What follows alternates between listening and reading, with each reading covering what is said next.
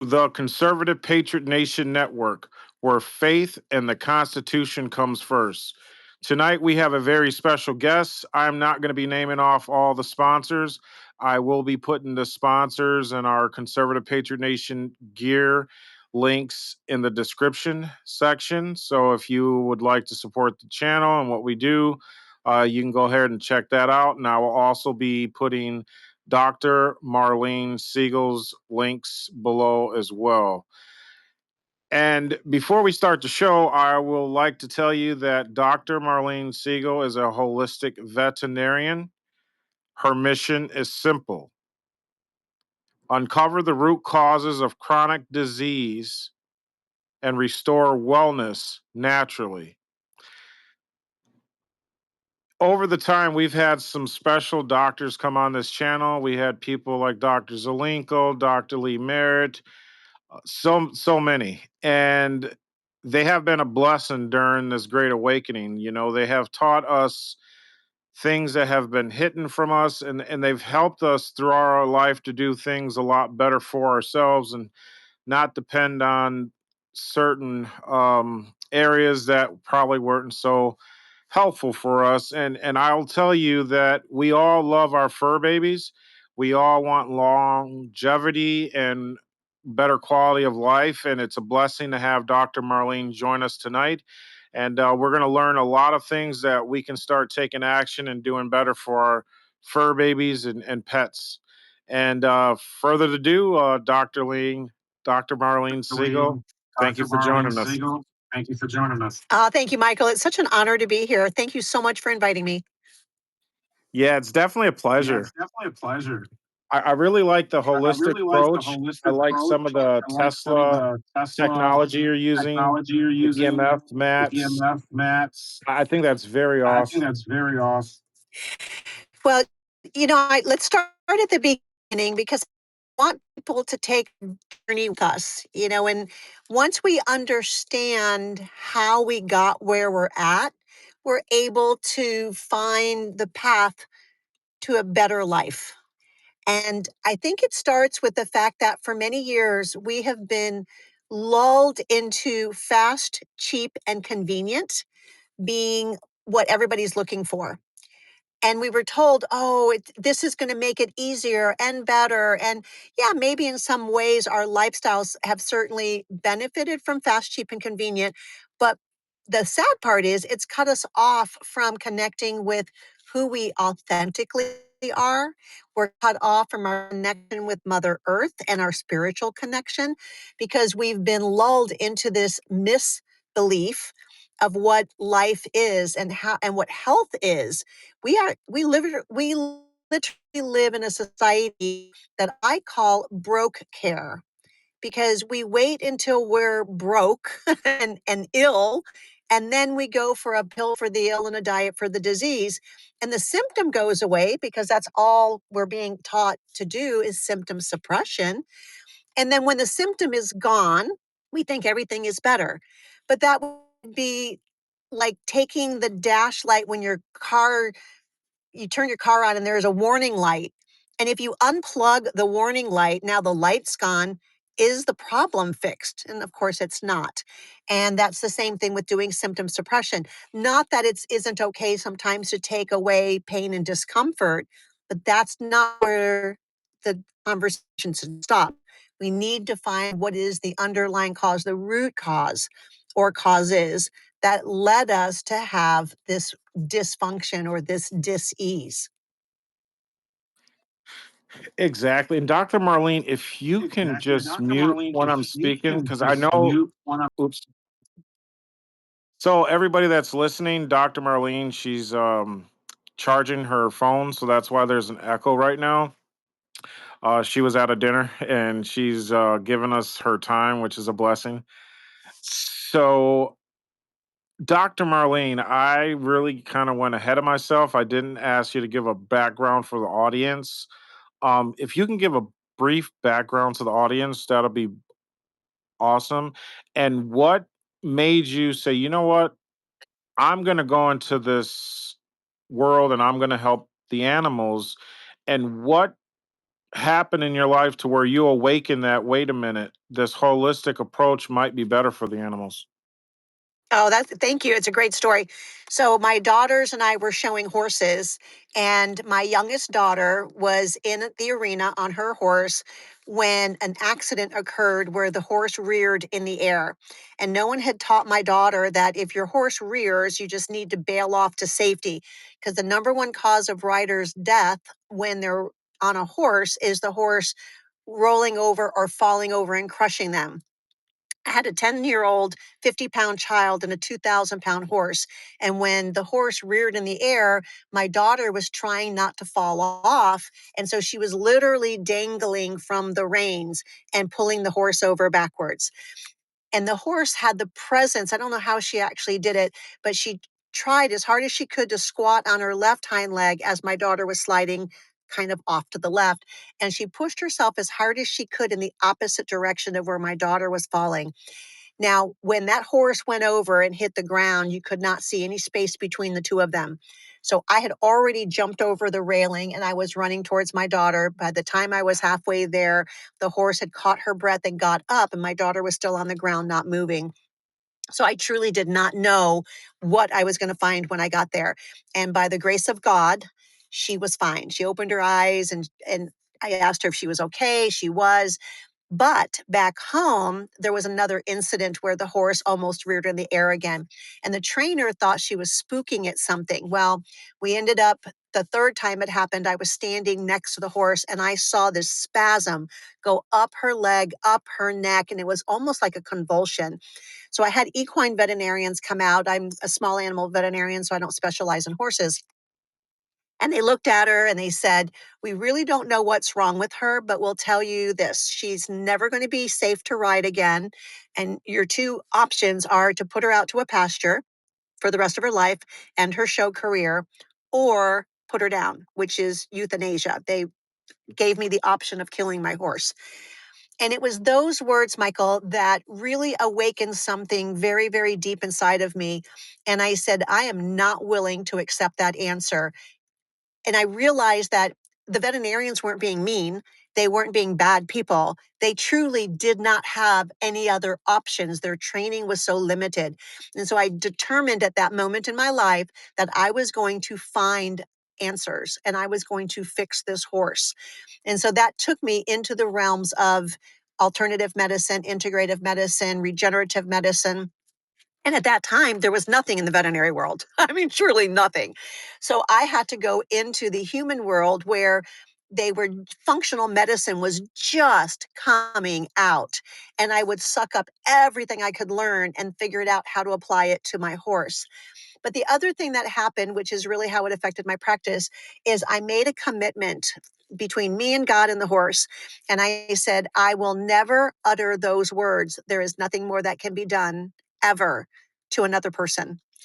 And in order to keep that promise, I had to really expand my toolkit. I had to come up with other things that I could do besides chemotherapy, surgery, prednisone, steroids.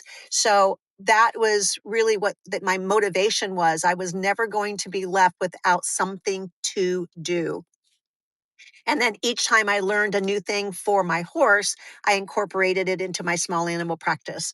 And so I just continued to grow from there. So my first 15 years of practice, I did everything a standard Western trained veterinarian did. And I did well. I think my patients really had benefit, but we had relapses and we had chronic illness. But back then it wasn't as bad as it is today. I think today we're seeing a level of illness that is unprecedented. We have cancer rates in dogs, which are almost 100%, and it's even dogs under a year of age. And cats, they say 1 out of 3 cats have cancer. I think that's highly underreported. So it really is going to be up to us, the people, us, the pet parents, and the veterinarians who are willing to step out of that limited box, the narrative that is no longer working, and find solutions. Sometimes where none exist, we have to create the solutions. But on the flip side of that, I will tell you, there's never a time in history for us to be on this planet where we could do more good. So I am so grateful, even with the chaos around me. I look at that chaos as the contrast that is driving me to be able to do things that I would never have imagined myself doing. And people are coming out with solutions to things that out of necessity. So I think it's a beautiful thing. I think when we change our perspective and we look at the world from a positive, how is this going to help me to be the best person and to do the highest good that I can do? It changes how we look at things, and we are no longer victims. We never should have been victims. And we're not victims. We have the choice to make different outcomes for our lives. We just have to be willing to do the action that comes behind it. Yes, I totally agree. And just listening to the storm that you went in, you had the rebel gene of not playing victim and you took charge. And, they say that there's power in words, there's power in thoughts. And you put the positive power that, you know what? I'm not going to bend, I'm not going to break, and I'm going to come out with a solution. I'm Yeah, going to figure out a solution. And yeah, I think it was a blessing during the whole COVID thing because a lot of people had the rebel gene and other people just went and laid down, became sheep, and just totaled the they just listened to everything that the experts told them rather than going and getting informed. So that's really awesome that you just took charge in the storm. absolutely. Hey, we called them the sheeples because you could see them very clearly. And I thought that the chaos of COVID was also a blessing. I agree with you because it was so much easier for us to find our tribe. And that is not about putting blame and shame or making people right or wrong. It's not about that, but it's about finding people who have critical thinking skills, who are able to step back and actually look with their critical thinking mind as to what is happening and then make decisions based on that critical thinking that helps you to come to the right answer. I do want to back up for a moment because everybody always asks me afterwards, well, you didn't tell us what happened to Lily, the horse. And my daughter and Lily went on 5 months later to win the United States Youth National Reserve Championship, which is the most prestigious horse show in the entire United States. So the moral of that story for anybody who is listening, I'm getting chills because this is meant for somebody out there, is never accept somebody else's limiting beliefs. You go out there and you make up your mind for yourself. What do you choose your outcome to be? What do you want your life to look like? And then you follow your instincts. So that would be my gift. If there's nothing else that we talked about for the rest of this hour, that would be the biggest mic drop. Don't let other people define you. You make your own choices. Well, this interview is not going on by accident. Nothing in this world happens by accident. Everything is foreseen beforehand. Shout out to John A. Richardson Jr. for even connecting us. And for some reason, he mentioned you, and I heard about the pets, and I'm like, oh my god, I have to bring her on here because we all have questions, and we all take them to the vet. And going back to when you were talking about the chronic disease, it's like we're seeing a lot of what's going on with humans with the pets. And now with RFK in there, and he's got the Maha, which MAHA, which I wish we can make animals healthy again. Um, could it be? And we're learning about the chemicals in our foods. Could some of the processed foods and some of the foods that we're giving our pets, thinking that we're giving them something organic because it says organic on the bag and we're giving them that hard food. Could that be some of the leading causes to what we're seeing with the illnesses in the pets? Oh, absolutely. I had a consult with a client today because I can do telemedicine now. And he goes, oh, I'm feeding the healthiest diet. And he gives me the name of the diet. He goes, yeah, I've checked all the ingredients. It's all organic. And I go on, and the very first ingredient, it says chicken. but it doesn't say organic chicken. It had organic heart and organic liver after that, but the chicken was not organic. So he was feeding the bulk of the meat that was in that diet is genetically modified because they feed the chicken corn, and everything that you eat, whatever it ate, you're eating that as well. So the chemicals, the mycotoxins, the microplastics, all of that is coming into us when we eat foods that were fed toxic things. So do we want to jump into like the first thing that I want people to be able to do? Is it okay if we just jump into that? Hey, Dr. Marlene, the mic is yours. Give the world whatever they need, please. Thank you, my friend. Okay, so I have a 6-step system, and Michael will post the link. It's free. You can download it.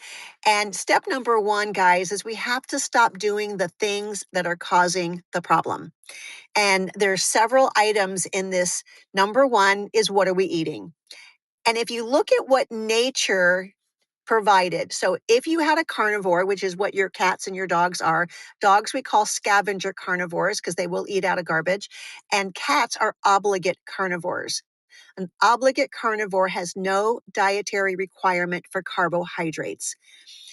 They weren't designed to eat vegetables. They were designed to kill something in the wild, eat it in the state that they killed it in, and then go back to their cave and digest it in safety.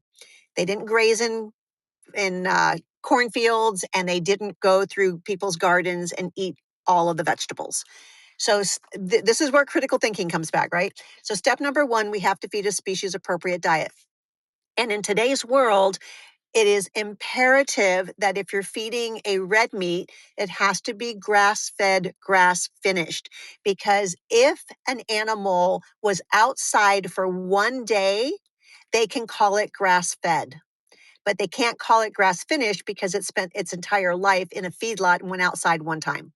So to get around that mislabeling, it has to be grass fed, grass finished, and of course not fed any corn and grains because 98% of the corn in the United States is genetically modified.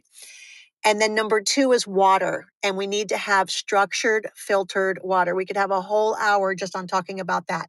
But suffice it to say that reverse osmosis, yes, it takes out everything, but that's the problem. It's dead water and it's not structured. So we need to have a good, healthy source of water because we're made up of 70% water. And the water that's inside our bodies is structured. So when we drink water that is not structured, then our body has to spend metabolic energy to structure it so that it can get into our cell. And if it isn't able to do that, if you are so sick and you're trying to use all your energy just to survive, let alone get over your cancer or your other degenerative disease, you're never going to really be able to get ahead of the game. So, food and water, and then the environment, we have to make sure that our air quality is good.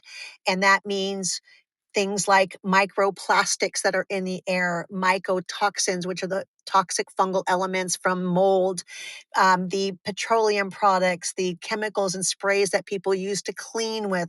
All of that has to be evaluated because not only are we smelling it and exposed to it, but our pets are literally getting inundated in it. And then the stuff that touches the fur or the skin. So, what are you doing your laundry in? Is it an organic product or are you using petroleum based products, which not only is harmful to us, these are hormone disruptors, they're endocrine disruptors. They mimic our body, thinking it has more estrogen in it because of how these chemicals work. And that leads to a lot of breast cancers and many hormone related cancers.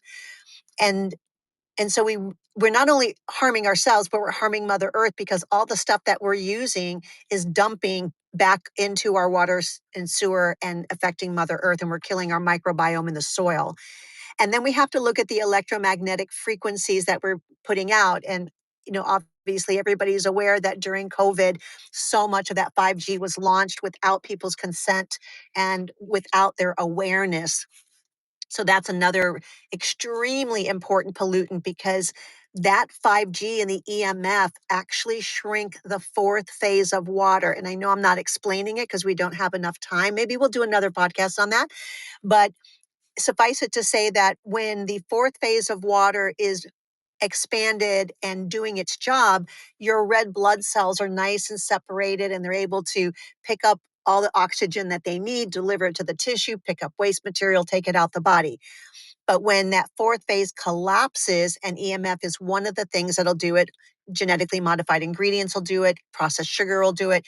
Now those cells, instead of staying separated, they come together and they get sticky, and they look like a slinky. They're like literally in clumps and in lines, which means that the surface area becomes less because there's another cell stuck to them. Does that make sense? Total.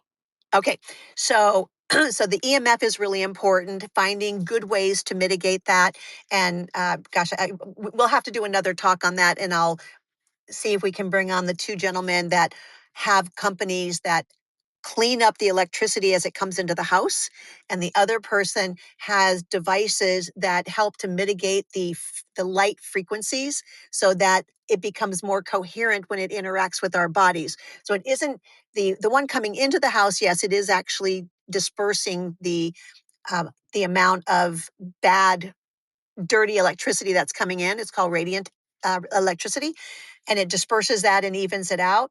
And then the other device helps with our body's way of interacting so that we're getting healthier light to interact with our bodies. So that's pretty cool.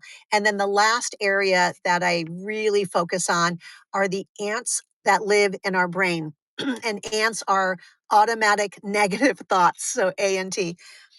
And we all have stinking thinking, right? It's not that the thought is the evil thing, it's the awareness that when you're having a lot of negative thoughts, your thoughts are signaling your body to produce neurochemicals in response to your thought.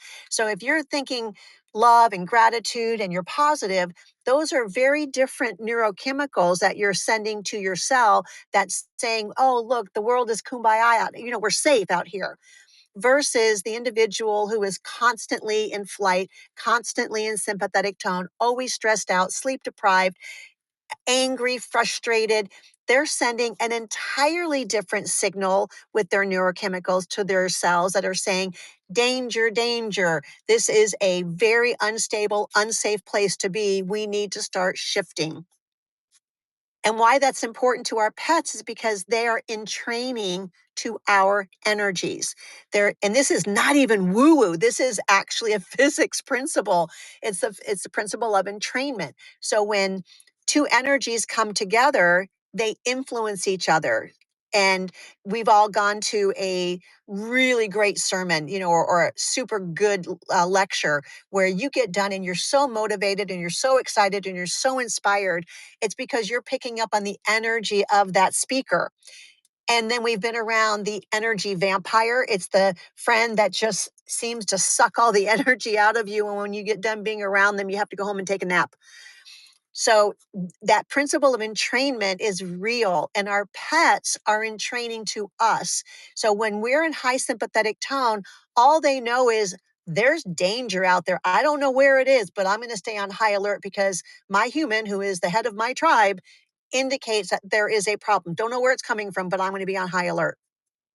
So that becomes a really big stressor on the body because we can only heal when we're in a parasympathetic state. That's the opposite state of being in high stress.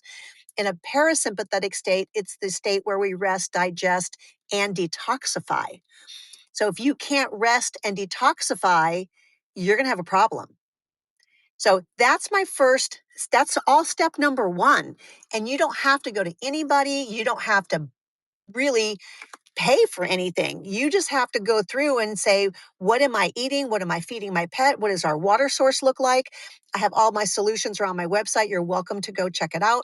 And then choosing better cleaning products. I love DIY. Do it yourself and learn how to use the things that our grandmothers use, essential oils and vinegar and water, peroxide, and a little elbow grease.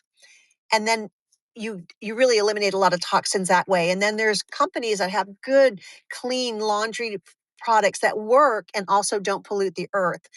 And then on the EMF, we talked about that already, being able to do mitigation. And on the ants that are in our brain, I'm going to give people an exercise to do.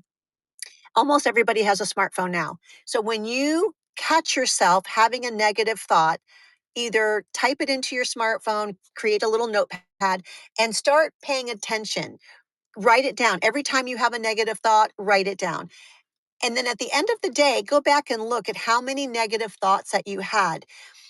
What that will help you to do is make a choice. Do I want to continue telling myself this narrative, or can I change that narrative by shifting the energy from a low vibration to its equal and opposite higher vibration? And it's just like erasing a computer program. When you pull up a file on your computer and you go to hit that delete button because you decided you don't need that file anymore, your computer's going to go, "Are you sure?" And you have to say yes. And it's awareness. Like, you wouldn't know that you want to delete that file on your computer until you pulled it up. You can't just look at the computer when it's turned off and know which file you want to get rid of. And so I think, because we are like a CPU, when we have these negative thoughts, it's not to torture us, it's not to make us a bad person. It's literally God trying to say to you, "Hey, this is the program that you're running.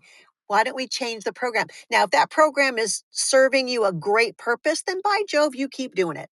But if it's not helping you, then you get to choose a different program. Now, beyond the scope of today's conversation, there's a lot of programs out there that teach people how to shift their misbeliefs or disbeliefs and take them from a low vibration into a high vibration. But that's just step number one. How's that sound? Sounds like we got a lot of work cut out for ourselves. It sounds good though. No, no, let's frame those words. No, no. Look at the joy of being able to just, with no effort, being able to transmute and Mhm. transfer our lives. Like, you're literally creating an entirely new paradigm shift and you're looking at it from a new perspective. And it's not hard. It is absolutely an amazing process. Your life will be so much happier in so many different ways, and the easiest way to do it is to start making a column A, all the things you should be doing, but you're not. Column B, all the things you shouldn't be doing, and you still are because you haven't learned what to do differently. And you just pick one thing from column A, start to do it. Pick one thing from column B, stop it.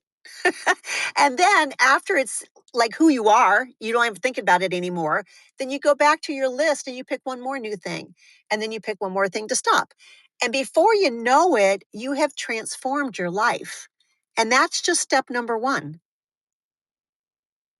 Right. The most important thing is the love vibration. I took a year off one time because I was in the beginning stages of the awakening on some of the woo woo stuff. And I says, well, you know what? Let me see if this stuff is legit. And so, for a whole year, I was doing meditation. I was sitting in the sun. I was letting my crystals sunbathe, all that good stuff. And I'm going to tell you, I've never felt so good in my life. And there were some supernatural things that were happening. I'm not going to say it on here because some people probably think I'm really off the rocker, but it's very true and it's very real. So I'm totally with everything that you said. Beautiful. And another really quick exercise I want to leave people with on that one part is just take the time every day to start your day, end your day. And if you can do it a couple times during the middle of the day, find something to be grateful for. There's so much more that we can be grateful for, but we tend to focus on the things that are negative and catching our attention in a negative way. But if we choose to find the blessing in everything, sometimes it's ouchy, sometimes it's a little more difficult, sometimes you have to have a little space between, but that's okay if you can trust that everything really does happen for your highest and best good. And oftentimes, bringing it back to the pet world, our pets are bringing us to a point in our lives for a reason. You have that particular pet with its particular challenge in your life at this particular time for a reason, and it's for your highest and best good. Now we just have to stop and ask the question, show me, what is the point of this? What is the purpose? And the minute you do that, it might take hours, it might take days, it might be immediate, it might be a year. It doesn't matter. You just have to be open and receptive that the answer will come. And then don't be surprised how it may come. It may come in the words of a song. It may come in a stranger entering your life. It may be somebody who sits next to you on an airplane. Wherever it comes, just be in awe that, wow, that was amazing. It was so easy. We just have to be paying attention, which means we have to be present. And so many people, they live in the past, they're still victims of their whatever, or they're living so much in the future. When this happens, I will be happy. When I get that, when I get the job, when I meet the person, no, it's right now. There's only the now. And who models that better than our pets, right? They live in the moment. You walk out of the room and you come back and you're the greatest thing that happened to them because they're just as happy to see you as they were the last time you walked out of their room because they're in the moment. They're not thinking about why you left and they're angry because you left without them. They're just happy that you're there and they're there. How cool is that?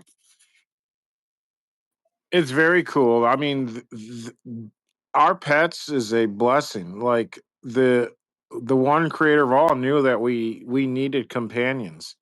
When we're down, they lift us up, and I believe they take our negative energies, and I think we could do better on helping them release that energy, which is probably causing some of the illnesses as well. But our pets, they're watching everything, and it's so amazing when we connect with our pets because it's like we have a form of telecommunication with them. We like with my dogs, I know if they want water, if they want to go outside, if just by looking at me, I can pick up what they want, So there's a lot of the spirituality to that. So yeah, I'm totally with you. 100%.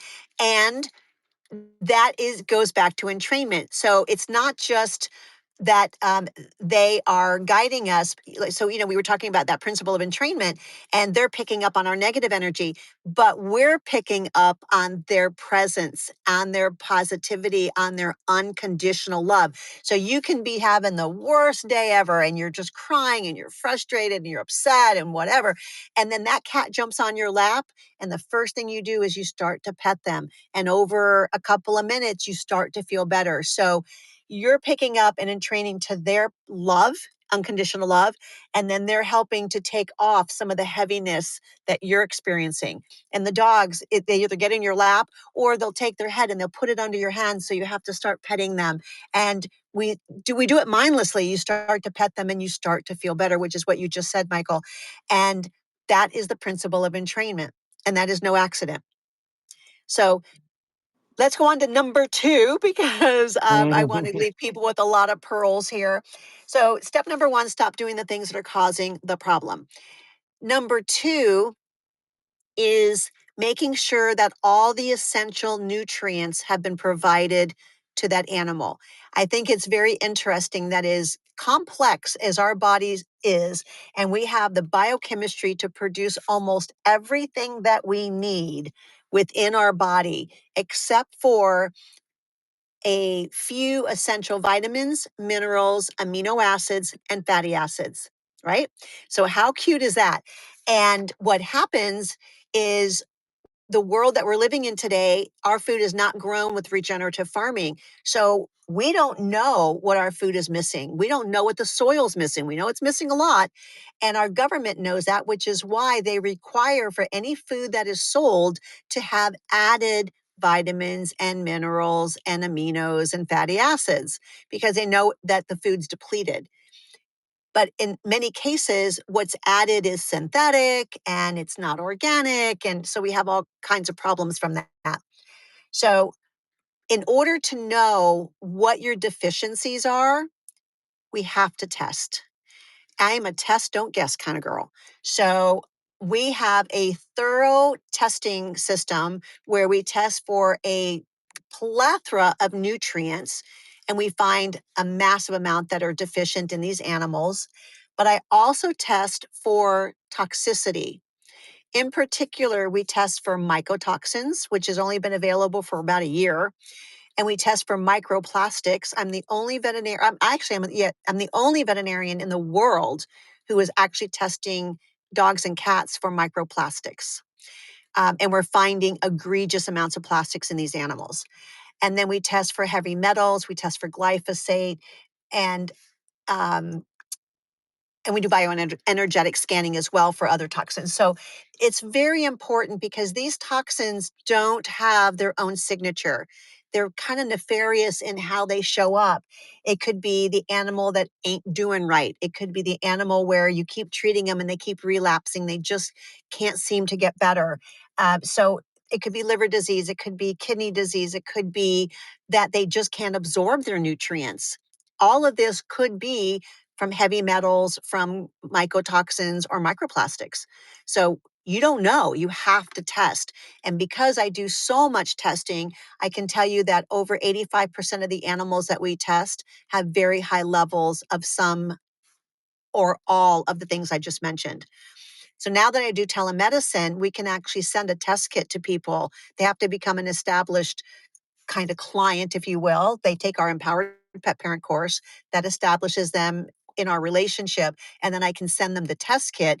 And then the results come back to me. And then I do the interpretation for them. So that's really a blessing that we have now as well, because we would never have had telemedicine if it wasn't for COVID. So, yay, another plus.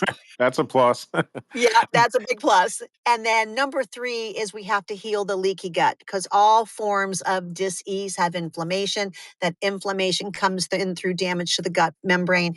And so it triggers the inflammatory response. Number 4 is detoxification of all 6 organs of elimination. And I think that the liver and the lymphatics are the most important, but our 6 organs are the kidney, the colon, the lungs, the liver, the skin. And I say lymphatics slash fascia because the lymphatics run through the fascia. And up until about 20 years ago, people really didn't know anything about the fascia. And it is a major structure in the body that has to be taken care of. And so I actually have courses for pet parents teaching them how to do lymphatic therapy at home and how to do fascia decompression at home. So that's pretty cool.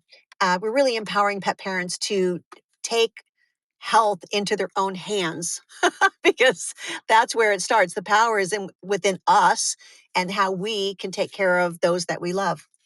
And then number 5 is supporting the mitochondria. So making sure that we have good, healthy mitochondria to make energy and to continue a good communication with our microbiome, which is all the organisms that live in and on us.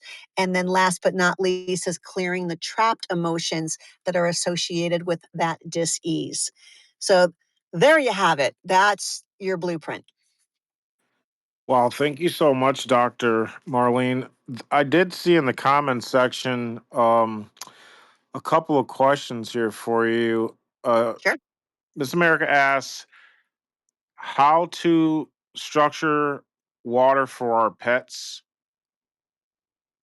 So you can do it by taking like organic herbs and you can mix it in with your water, let it settle in there for a little bit. And that will, the water that's in the plant, if it's grown organically and been in the sun naturally, the water in that plant will be structured. And when you put that into your water, you're structuring your water. The energy plates that I talked about earlier that deal with EMF, you could take and put your water or your plate over that energy plate for 60 seconds and it'll structure it. And then I have machines that actually produce filtered structured water, plus it makes molecular hydrogen. So that's your gold standard because now you're filtering down to 1 micron, and which is where your heavy metals are and your glyphosate. So you have to get that really that level of filtration but still have structured water and have the benefit of molecular hydrogen, which acts as an antioxidant, but much, much stronger than what you could possibly consume food wise. We live in a world right now where we have so much oxidative stress. Oxidative stress leads to free radicals. Free radicals are what lead to the damaged cell that then no longer communicates with the body and it becomes our cancer cells, and it's not communicating with the body, so it becomes rogue and it keeps growing. So that's kind of cancer in a nutshell. So being able to drink enough antioxidant to meet those levels of stress is a blessing. Back in our ancestors' day, the amount of oxidative stress that they created in a given day, they could eat their volume of antioxidant foods and they were kind of at a balance. But today, we physically could not eat enough antioxidant foods to meet that stress. So, molecular hydrogen is really a beautiful solution to help increase the amount of antioxidants in your body. And I got a couple more for you.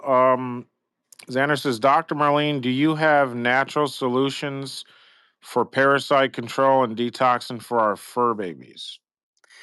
So, those are three different questions. Parasite control, let me talk about that one first because we in our society have villainized parasites and viruses and bacteria. The truth of the matter is, we use more of the microbiome and the genome of functional genes from these organisms that live in and on us than we do from our own genome. So the more we kill off these species, the more functionality we physically lose in our own bodies.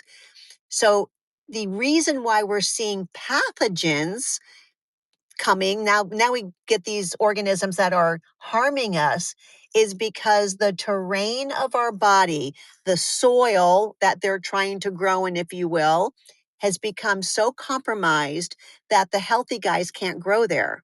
So now they have to produce pathogenic species to be able to try to have a foothold so that there's some form of survival.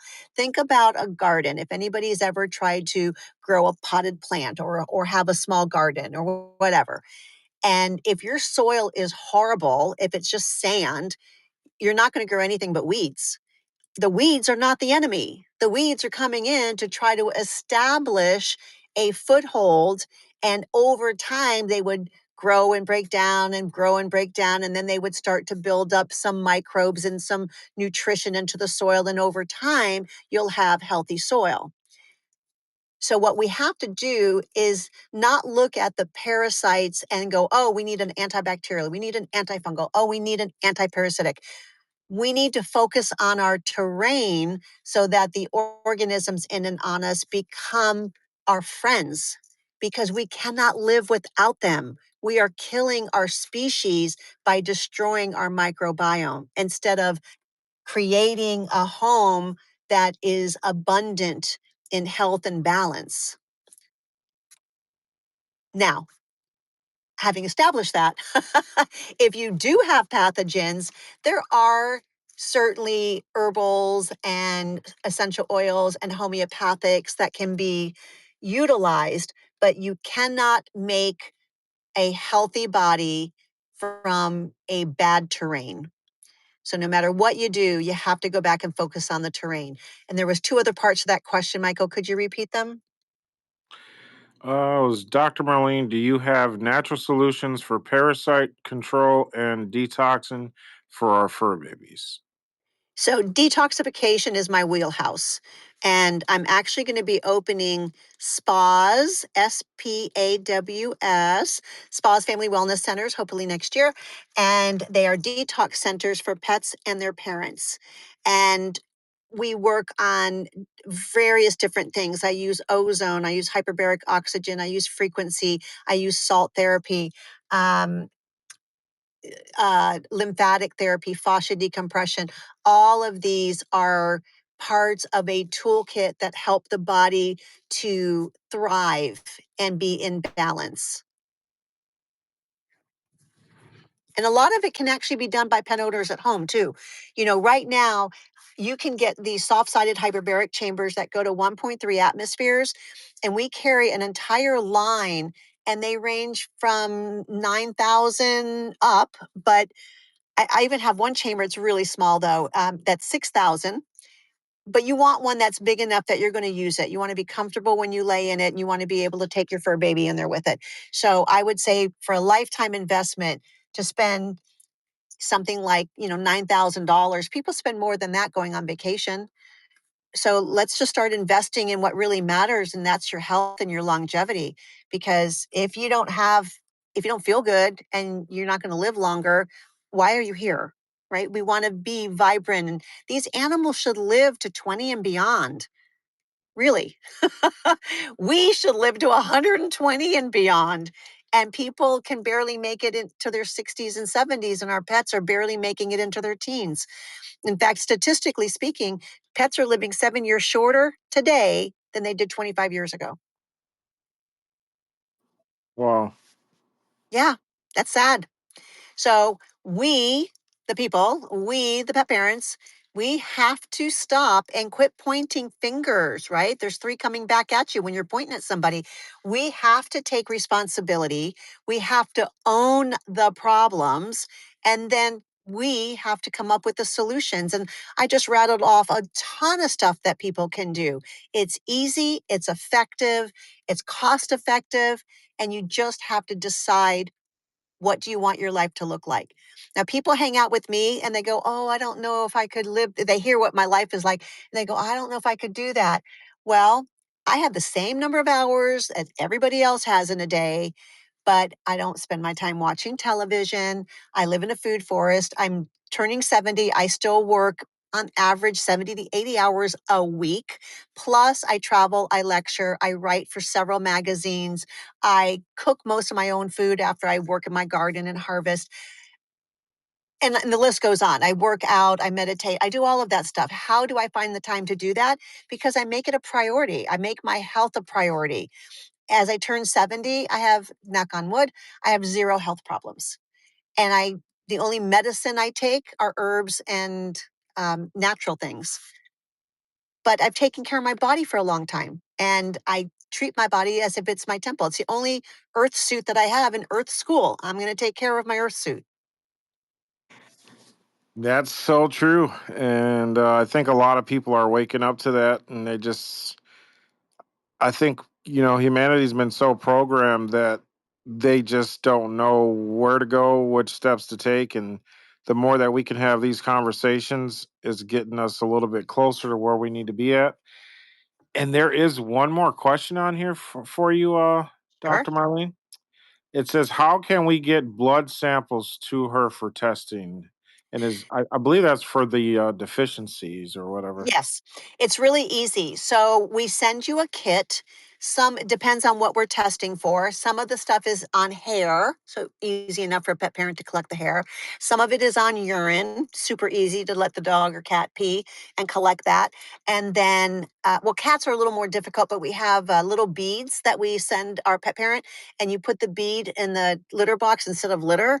And it's hydrophobic. So the cat thinks it's in litter, so it scratches and it pees, and then the urine sits on top, and then we send a syringe and you just suck it up, and then you got your pee pee. And then for the blood, it's not large volumes, but you can go to your vet and have them draw the small amount of blood, and then we teach them what they need to do to put it into the right test wells. And then that goes into a bag that's already self addressed and it goes off to the lab. And then the results come to me. Great question. I think that's it for questions. Now, I did hear about what was it, your ozone? Um, Mhm. I was listening to a interview you done a while ago, and you were talking about the difference between the clumpy blood and then when the dog received, I believe it was the anal ozone treatment, that the Rectal. blood went back or the rectal, and the blood went back to normal. Yes. Yeah. It disperses the fourth phase of water. So anything that we do that expands that fourth phase of water will separate the cells and help them function. They actually have more energy.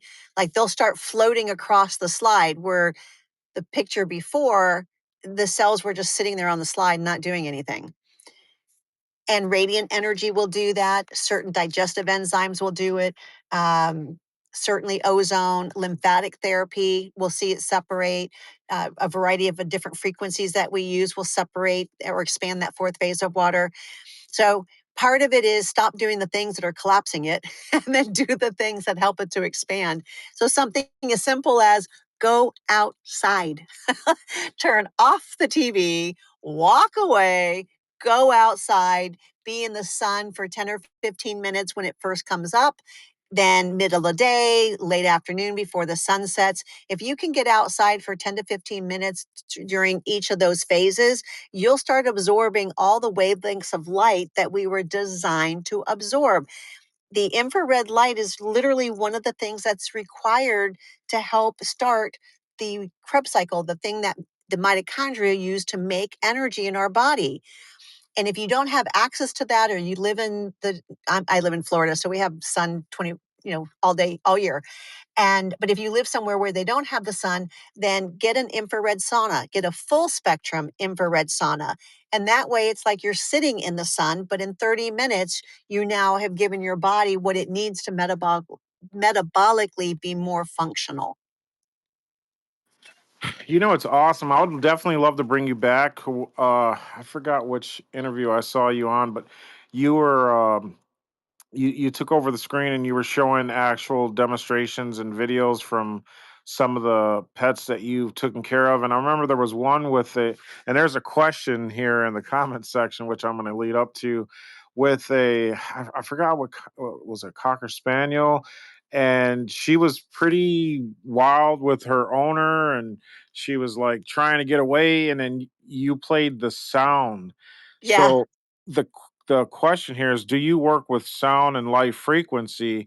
Which brought me back to that interview part. Like, is there a certain frequency that helps the dog? Because that dog went from being wild to yawning and going to sleep, which was pretty amazing.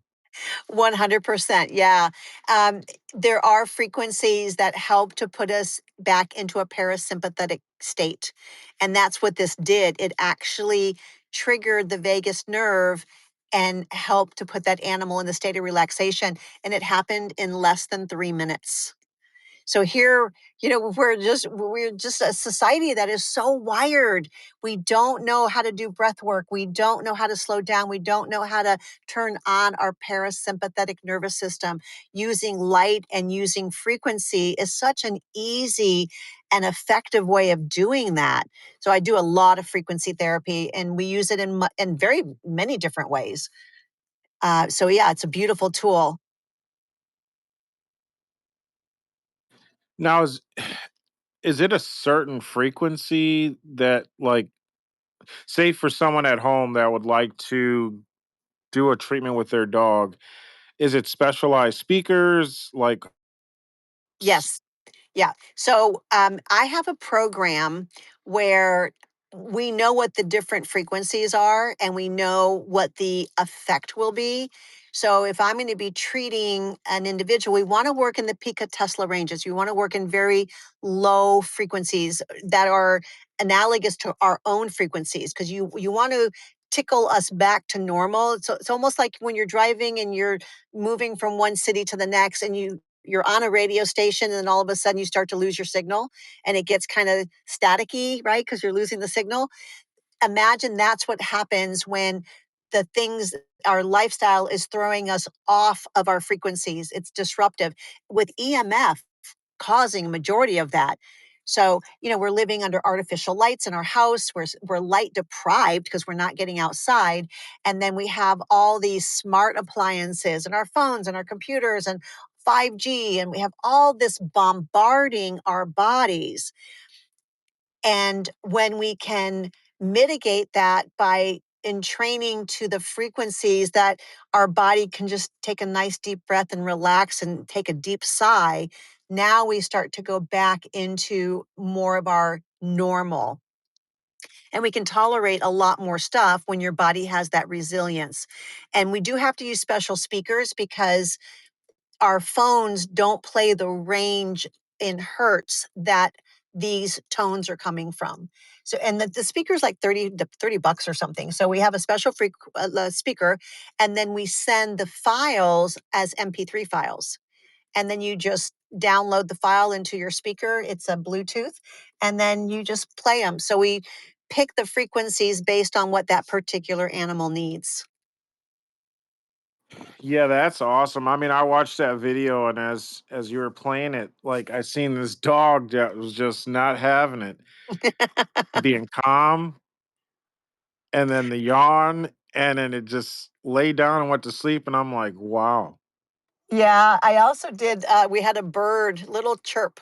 He was a 23-year-old parakeet that the emergency clinic said would never live because he'd split his lower beak. And so he went from a baby that wasn't supposed to live to 23 years young. But I had to trim his beak every 3 months or so. Otherwise, the lower beak would grow up into the upper beak and, poke him. So this poor little bird, we have it on video, was so angry. You can hear his little chirps were really mad, and he's trying to bite his dad as hard as he could. And then I played the music. I couldn't video when I actually treated him because I had to have him in one hand and the Dremel in the other hand. But then I took video of him immediately afterwards. And now I'm petting him and I'm petting him in the head and he's lifting his wing and saying, pet me underneath. And he puts his head down. He wants me to tickle the back of his head. It was just remarkable to see the change. And you can imagine I was not his favorite person because I was the one that always had to hold him and trim his beak. But now he's my best friend. And that's all because I put him in a parasympathetic state. Yeah, that's so cool. I can't wait to bring you on and let you just take over the screen and show all the Yeah, viewers that would be some a of great. your awesome work, especially the dog that walked with an L and you got him to walk straight again. I mean, that's so amazing. And I that mean, was we done with Sasha, yeah. so amazing. We had a bulldog that for some reason her legs went out and we had to use like a sling to take her out to potty and use the bathroom, and they were telling us, "Oh, this is going to be like $20,000." I mean, we didn't have that money at the time. Or you could put her to sleep. And just like you, I says, "No, we're not putting her to sleep. Well, we'll figure something out." So we used a lot of prayer, a lot of love, and one day she was able to start walking again. But her hips would go out every once in a while, and I just wish that I lived in Florida and probably discovered you at the time, Aw. which um they really didn't try to give us too much help, and it didn't seem like they were trying to figure the root cause anyway. Well, and it's not because they're bad people, they Yeah. don't know. Like we Mhm. talked in the very beginning, when your toolkit, the extent of your toolkit is x-rays, ultrasound, steroids, antibiotics, chemo, radiation, surgery. When that's the extent of your toolkit, what else do you have to offer? And let me tell you something, the suicide rate in the veterinary industry is the highest of any industry in the world. Oh And wow, it's I never knew because that. yeah, and it's because of compassion fatigue. So there's not a veterinarian I've ever Mm. met in my industry and been there 40 years practicing that feels good about telling their pet parent, "I'm sorry, your dog has this disease. I can't fix it. There's Mhm. nothing more you can do. Put him to sleep." It takes a part of your soul out of you. So be kind to your veterinarian. If they don't know the answer, just love on them and say thank you, but I'm going to go find somebody who does. Or give them the link to my Transforming Vet Medicine course where I teach veterinarians how to start incorporating these tools into their practices. So if you love your veterinarian that much, just expose them to it. It's truly a matter of they just probably never knew. Remember, they were given a narrative, so their belief system is simply the narrative that they were taught. And until something happens that knocks you out of that narrative and you go, oh, wait a minute, that's not the story anymore. Maybe there's a different story, but it's usually some kind of a life changing, life altering event that is important enough that you want to do something different. Yes, I totally agree. I think the same thing goes for our medical system as well. A lot of them are, well, I mean, we've seen a documentary from the early 1900s and how certain practice had to be done, and a lot of them they don't know better. And hopefully, well, now it seems like a lot of them are starting to awaken to the Great Awakening and learning some of the natural things. But Hmm. compassion is the number one thing.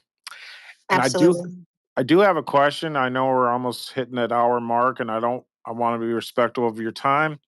Have you ever heard of shungite, a Sure, crystal, sure. which that blocks EMF?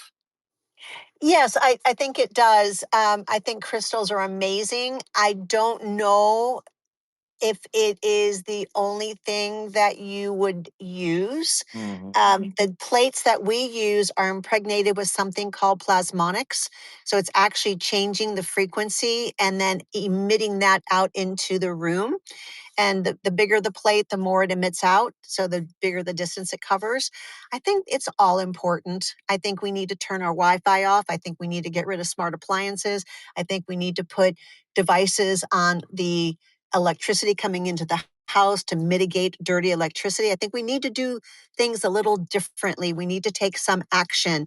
And as we lower the amount of exposure, then things like shungite and crystals, and my room is covered in crystals. I find crystals everywhere I go into crystal stores.